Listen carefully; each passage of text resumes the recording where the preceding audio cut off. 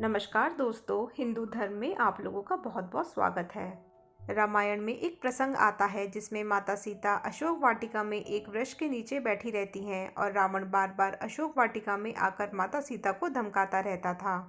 और जब भी लंकापति रावण उनके समीप आने की कोशिश करता था तो माता सीता एक घास का तिनका उठाकर रावण को सावधान करती थीं और कहती थीं वह उनके समीप न आए, अन्यथा उनका सर्वनाश निश्चित है। माता सीता एक घास का तिनका ही क्यों उठाती थीं? चलिए आज इस रहस्य के बारे में जानते हैं।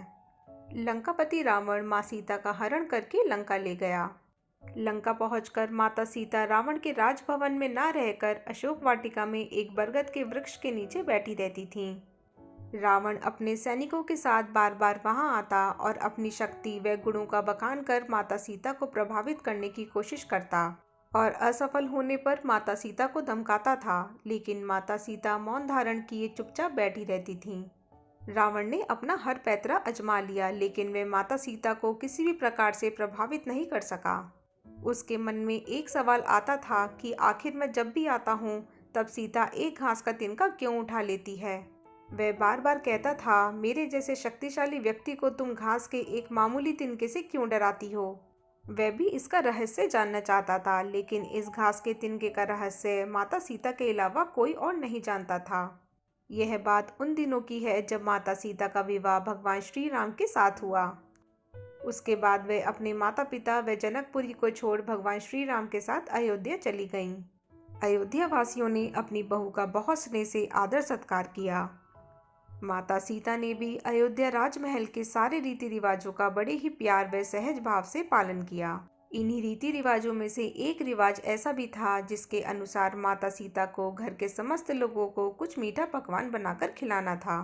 माता सीता ने मीठे पकवान में खीर बनाई और समस्त परिजनों को खीर खाने के लिए आमंत्रित किया गया। सभी परिजनों ने माता सीता का आमंत्रण स्वीकार किया और खीर खाने बैठ गए।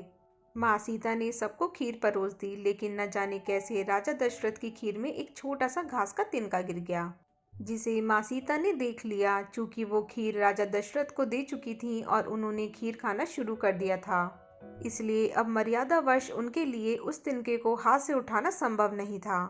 तभी माँ सीता ने दूर से ही उस तिनके को घूर कर देखा और वो तिनका जलकर राख हो गया। सीता जी ने सोचा उन्हें ये करते हुए किसी ने नहीं देखा, लेकिन राजा दशरथ ने माँ सीता के इस चमत्कार को देख लिया था। उस वक्त राजा दशरथ चुप रहे, लेकिन कुछ समय बाद उन्होंने सीता जी को अपने कक्ष में बुलवाया और उन्होंने सीता जी को बताया कि आज उन्होंने भोजन के समय उनके चमत्कार को देख लिया था। तब उन्होंने सीता जी से कहा, आप साक्षात जगत जननी स्वरूपा हैं, लेकिन आप मेरी एक बात हमेशा याद रखना। आपने जिस नज़र से आज उस तिनके को देखा था, उस नज़र से आप कभी अपने शत्रु को भी मत देखना। बस इसी कारण जब भी रावण माता सीता के सामने आता था तो वह उस घास के तिनके को उठाकर राजा दशरथ की बात को याद कर लेती थीं। माता सीता चाहती तो रावण को पल भर में ही राख कर सकती थीं, लेकिन राजा दशरथ को दिए उस वचन की लाज रखने के लिए वो हमेशा मौन धारण कर लेती थीं। तो दोस्तों, अगर आप लोगों को मेरा ये वीडियो थोड़ा सा भी हेल्पफुल लगा हो तो इसे लाइक और शेयर करना ना भूलिएगा और मेरे चैनल को सब्सक्राइब ज़रूर कीजिएगा। धन्यवाद।